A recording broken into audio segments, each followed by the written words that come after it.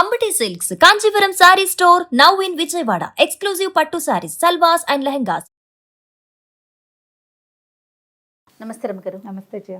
రమగారు, స్త్రీలు ఒక 50 ఏళ్ళు దాటిన తర్వాత ప్రతి ఒక్కరు ఎదుర్కొనే సమస్య మెనోపాజ్.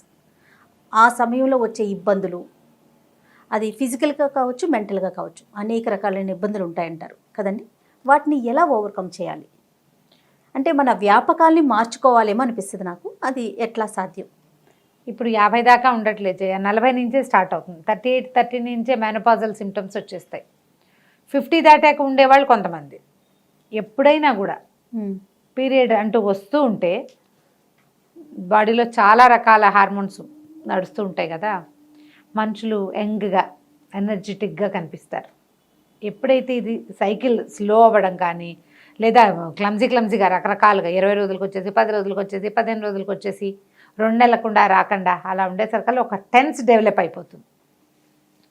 ఆరోగ్య సమస్యలు వచ్చేస్తాయి, బాగా వెయిట్ పుటాన్ అవుతారు.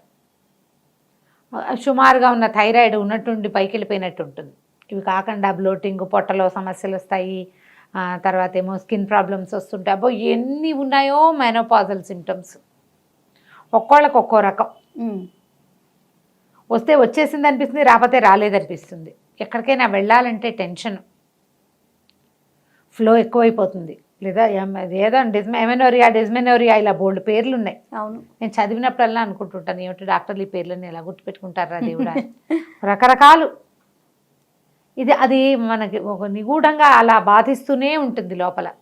ఈ ప్రెషర్ని అణుచుకుని ఉండటం కష్టంగా ఉంటుంది. ప్రెషర్ చాలా ఎక్కువగా అనిపిస్తుంటుంది ఒక్కొక్కసారి.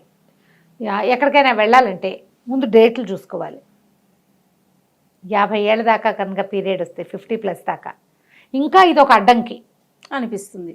ఎక్కడికైనా పోనీ రావట్లేదు, ఆగటం మొదలుపెట్టింది అనుకో, ఎక్కడికి వెళ్ళాలని అక్కడికి వెళ్ళాక వచ్చేస్తుందేమో అని టెన్షన్.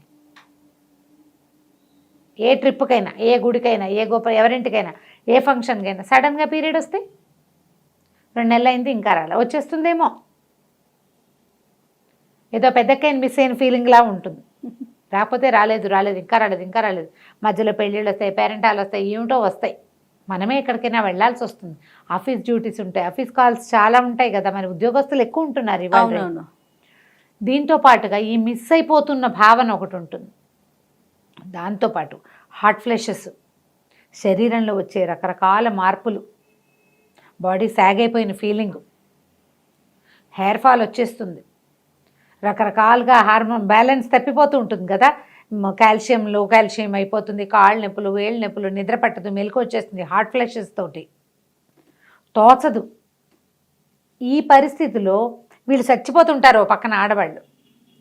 సరిగ్గా ఇది 40 నుంచి 50 లోపు, 50 ఏజ్లో ఉన్న వాళ్ళకి పిల్లల సెటిల్మెంట్లు, పిల్లల చదువులు, ఆడపిల్లల పెళ్ళిళ్ళు, మగపిల్లల సెటిల్మెంట్లు, అమ్మాయిల పురుళ్ళు, భర్తలు కూడా ఇప్పుడు వీళ్ళకంటే పెద్దవాళ్ళు అయి ఉంటారు కదా, వాళ్ళ తాలూకు ఏమంటారంటే పెద్దతనపు నడి వయసు ఇబ్బందులు, వాళ్ళ వల్ల వచ్చే ప్రెషర్లు, ఏమైనా ఆర్థికమైన సమస్యలు, చుట్టాల్లో ఏవో ప్రాబ్లమ్స్, అవన్నీ కలిసి ఈ మోయలేని బరువులాగా అసలే కుంగిపోతున్న వీళ్ళ నెత్తి మీద స్కైలాబ్ అది ఏదో పడుతుందనే వాళ్ళు మన చిన్నప్పుడు, అది వచ్చి వీళ్ళ నెత్తి మీద పడ్డట్టు ఉంటుంది.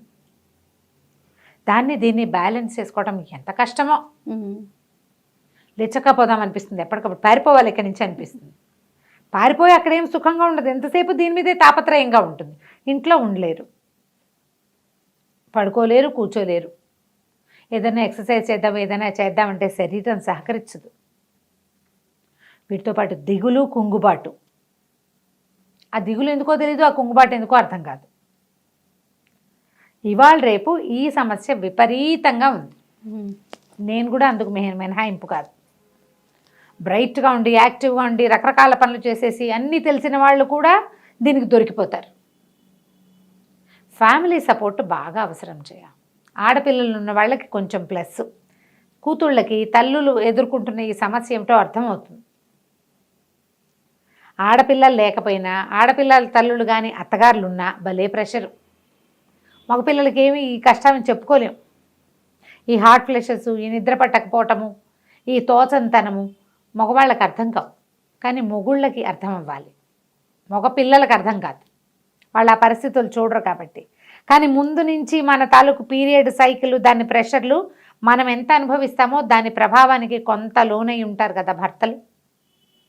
వాళ్ళు అర్థం చేసుకుంటే, వాళ్ళు కొంచెం సపోర్ట్ చేస్తే, దాంతోపాటు మిమ్మల్ని మీరు బాగా సపోర్ట్ చేసుకుని ముందుకెళ్ళిపోతారు.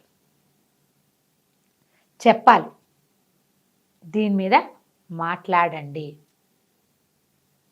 ఇలా ఈ సమయంలో వచ్చేటువంటి రకరకాల మానసిక సమస్యల్ని మనం ఎవరి ముందైనా పెట్టేయాలి. అవతల వాళ్ళు మనని అర్థం చేసుకునే వాళ్ళైతే ఇంకా బాగుంటుంది. ఆటే అర్థం చేసుకోకపోయినా నాకు తిక్కగా ఉంది, నువ్వు అనవసరంగా విసిగించద్దు అని చెప్పగలగాలి.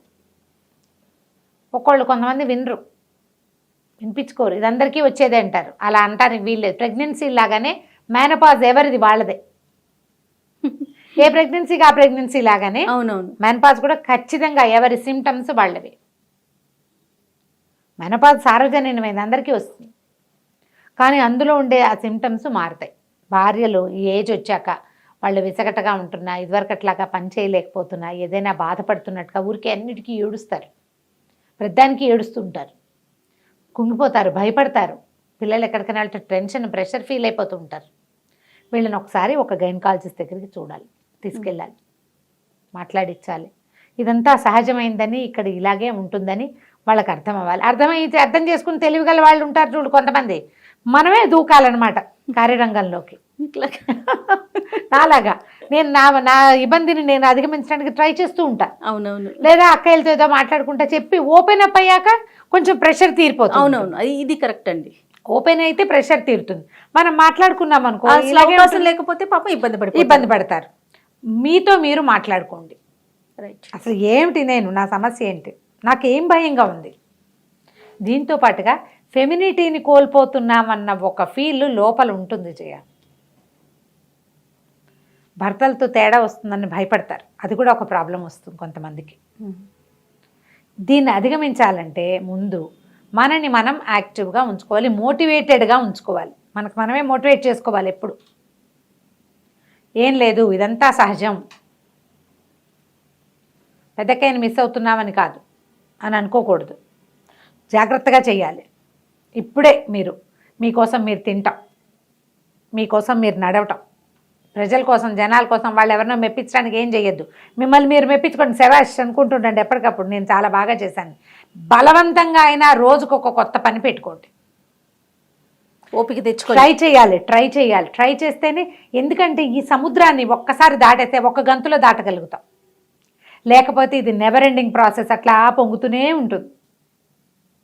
మీరు ఎప్పటికీ ఒక క్రిప్పుల్లాగా, పనికి మాలిన వాళ్ళలాగా మిగిలిపోతారు. అనారోగ్యం మిమ్మల్ని కుంగదీసేస్తుంది, వృద్ధాప్యం మిమ్మల్ని లాగేసుకుంటుంది, అందులోకి కూరుకుపోతారు. బురద అది, అందులోకి అడుగు పెట్టద్దు. ఆ బురదని తెలివిగా దాటేసేయండి. ఇది చాలా సహజమైంది. ఇది పోతుంది, హాయిగా ఉంటాము, ఈ గోల ఉండదు. 1-2 ఏళ్ళు మాత్రం చాలా ఇబ్బంది పెడుతుంది. ఎప్పుడు వస్తుందో తెలీదు, ఎలా వస్తుందో తెలీదు, ఎక్కడికైనా వెళ్తే వచ్చేస్తుందేమోనని భయం ఉంటుంది. ఎప్పుడు కాషియస్గా ఉండండి. వచ్చేస్తుంది, ఏమైనా సరే.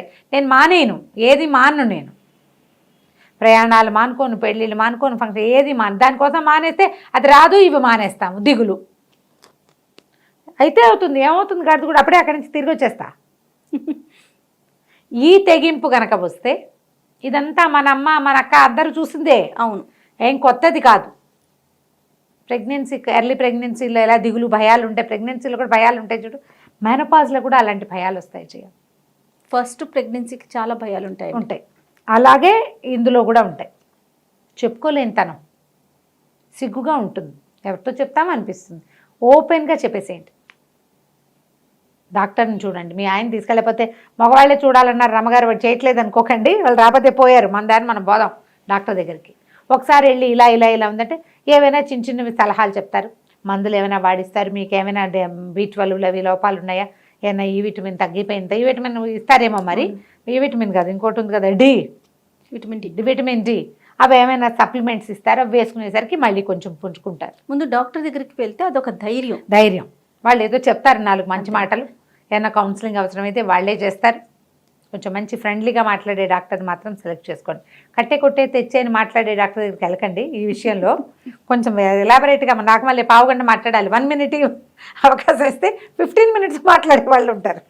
వాళ్ళని చూడండి, వాళ్ళు మిమ్మల్ని ఈ సముద్రంలో నుంచి బయటపడేయడానికి పెద్ద షిప్గా పరిణమిస్తారు. కావాలి అట్లాంటి వాళ్ళు. ఒకసారి దాని మించి దూకేశాక తర్వాత ఏమి ఉండదు. అనారోగ్యాలు ఏవో కొంచెం ఏజింగ్ ఎలాగో ఉంటుంది కదా, ఏజ్ని మనసుతోటి జయించండి మొదట.